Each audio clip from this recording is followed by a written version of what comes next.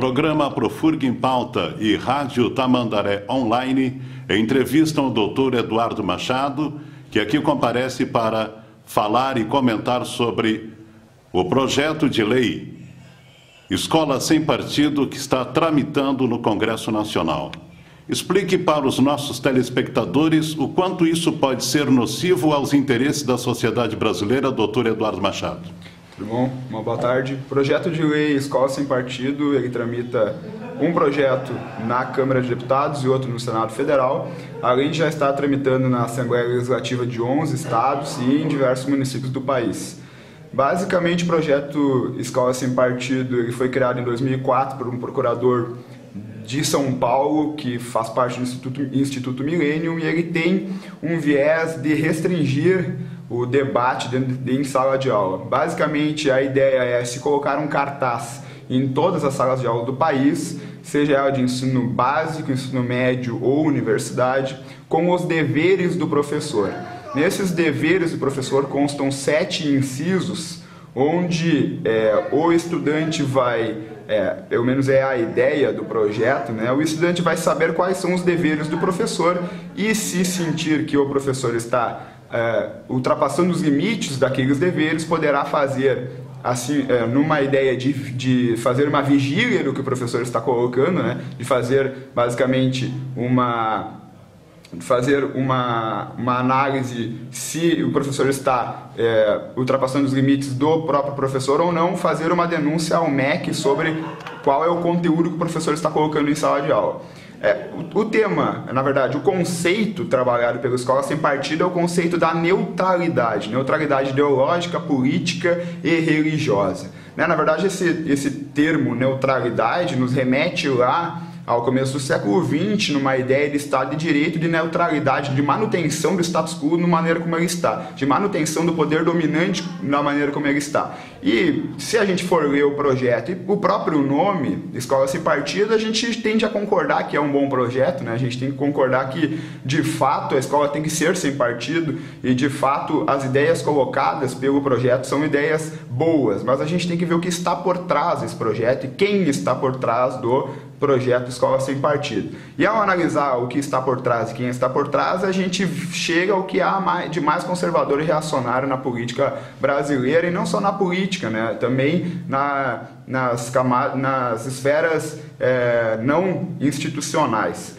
Por que eu digo isso? Porque, por exemplo, um dos temas que não pode ser debatido em sala de aula é a identidade de gênero, a questão sexual, a opção sexual, que é um tema levantado pela bancada evangélica no país inteiro, que o ano passado foi fruto de vários debates, tanto no Plano Nacional de Educação, nos planos estaduais e nos planos municipais de educação, e que é um debate feito e necessariamente deve ser feito pelo professor em sala de aula para tentar diminuir a discriminação e o preconceito com aqueles que se julgam diferentes e acabam hoje sofrendo a discriminação da uma opção sexual ou identidade de gênero diferente do que é a normalidade, o que eles entendem como normalidade, na verdade, né? Porque todos nós somos iguais e isso é algo que traz a Constituição perante, somos iguais de sexo, raça, cor e entre outros. Então, na verdade, esse é um debate necessário para se fazer. Por quê? Porque a gente tem que quebrar essa discriminação que existe em sala de aula e quebrar esse preconceito que existe, por exemplo, com a identidade e opção sexual que existe e é uma realidade no nosso país. Isso é um paradoxo no Estado laico, doutor Eduardo? É um paradoxo no Estado laico. Na verdade, eles trazem a laicidade do Estado para justificar essa vedação ao tema em escolas. Eles dizem que, como o Estado é laico, a gente não pode debater opção sexual e também opção religiosa. Outro ponto importante, eles dizem que em sala de aula não pode ser debatidos temas que contrariem as concepções ideológicas dos pais.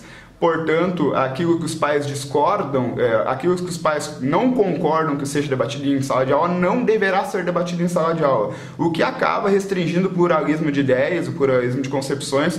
Por quê? Porque eles compreendem que o professor não deve educar os alunos, ele deve apenas instruir os alunos, instruir os estudantes. Ou seja, eles estão basicamente rompendo com a ideia do tema do próprio conceito de educação, né? Do próprio conceito de educar. Compreende-se que apenas a família e os pais podem educar, quando na verdade a educação ela está em todos os lugares e a escola é papel fundamental na educação. Não só de trazer o conhecimento, mas de trazer todas as formas de conhecimento. A partir da aprovação desse projeto, como o senhor imagina que poderá ficar ou não ficar a eleição direta para diretores de escola? Isso não é uma forma de partidarização? É uma forma de partidarização. Na verdade, a escola sem partido, o próprio nome já é um paradoxo, porque tu dizer que a escola tem que ser partido, já está tomando um partido, né? Ele está tomando um partido em dizer que não deve ser trabalhado certo tema em sala de aula. Então, na verdade, isso pode influenciar, sim, nas escolhas de diretores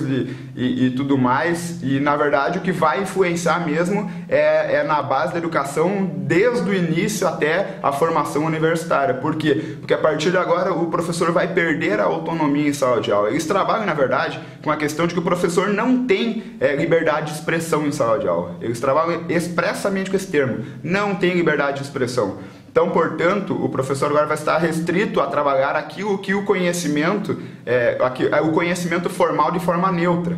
Na verdade, neutralidade é um conceito que já está completamente ultrapassado e foi utilizado por governos autoritários no começo do século XX para justificar e legitimar governos totalitários. Então, na verdade, esse conceito é nada mais do que um retrocesso. E ele está no inciso 1º do artigo 2º do projeto de lei. Então, ele tem muita relevância. O Brasil nos assiste aqui através das redes sociais da internet. Doutor Eduardo, o que a sociedade, as pessoas que nos assistem, devem fazer para conter esse ataque à liberdade de expressão no nosso país? Na verdade, esse é um projeto que já está em andamento. Ele começou lá em 2004, apenas como um movimento, só que desde 2014, no Rio de Janeiro, ele foi colocado já como projeto de lei pelos irmãos Bolsonaro, tanto no estado quanto no município. Ele alcançou 11 estados, já está colocado como projeto de lei aqui no Rio Grande do Sul e tramita no Senado Federal e no Congresso Nacional, na Câmara de Deputados. Então, na verdade, para a gente barrar esse projeto, é só fazendo pressão mesmo nos parlamentares, tanto estaduais, municipais quanto federais, para a gente conseguir barrar esse retrocesso, que na verdade está dentro do pacote de retrocessos que esse novo governo nos coloca, né? Junto com a PEC 241, com o PLP 257, com a reforma do ensino médio, está também a escola sem partido.